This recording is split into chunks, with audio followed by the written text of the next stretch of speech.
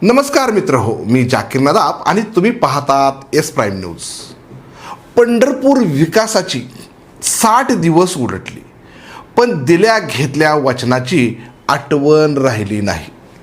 आज आपण या 60 दिवसांची चर्चा यासाठी करणार आहोत की विधानसभा निवडणुकीला 60 दिवसांचा कालावधी उलटलाय. देवाभाऊंचं सरकार देखील स्थापन झालंय. परंतु याच विधानसभा निवडणुकीदरम्यान आणि निवडणुकीपूर्वी आमदार समाधानदादा आवताडे आणि प्रशांतराव परिचारक यांनी दिलेल्या वचनांचा विसर त्यांना पडल्याचं दिसून येतंय. पंढरपूर विधानसभा निवडणुकीचा जर आपण विचार केला तर यंदाची विधानसभा निवडणूक समाधानदादा आवताडे यांना सोपी नव्हती.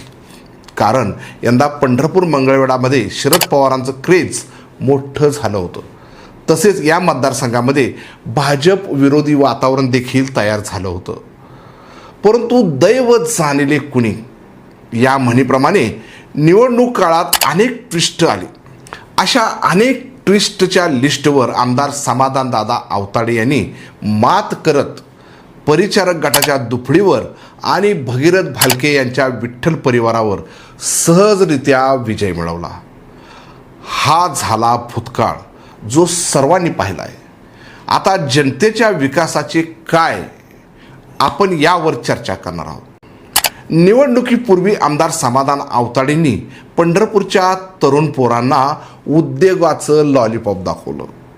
त्यांनी शासनाकडून MIDCची मंजुरी देखील आणली. मग पंढरपुरातील आजची तरुणाई विचारत आहे की त्या पत्राचं काय झालं पुढं आणि MIDC कुठपर्यंत चालत आली. ही MIDC 2029च्या विधानसभा निवडणुकीपर्यंत कासेगावमध्ये पोचेल का, तर याचं काहीच उत्तर सध्या तरी मिळताना दिसत नाही. पंढरपूरची जनता सध्या कॉरिडॉरच्या भीतीखाली वावरत आहे.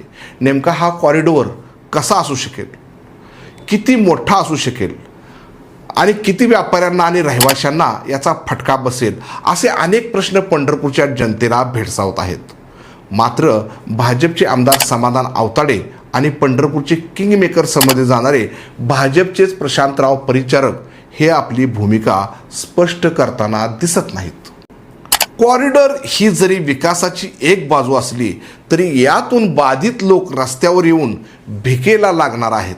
त्यांचं काय होणार, हाच प्रश्न सध्या व्यापाऱ्यांना भेडसावत आहे. आणि याबाबत परिचारक आपली भूमिका काहीच माहीत नसल्यासारखी गुप्त ठेवत आहेत. नुकतंच मोहोळचे आमदार राजू खरे यांनी परिचारकांना जनतेतून आमदार कधीच होणार नाहीत असं वक्तव्य एका कार्यक्रमात केलंय.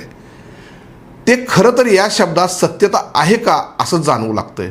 कारण जनतेतून प्रशांतराव परिचारक यांच्या बाबतीत मोठी नाराजी दिसते आणि या नाराजीचा फटका येणाऱ्या नगरपालिका निवडणुकीत दिसेल असं देखील अनेक राजकीय जाणकारातून मत व्यक्त होताना दिसत आहेत.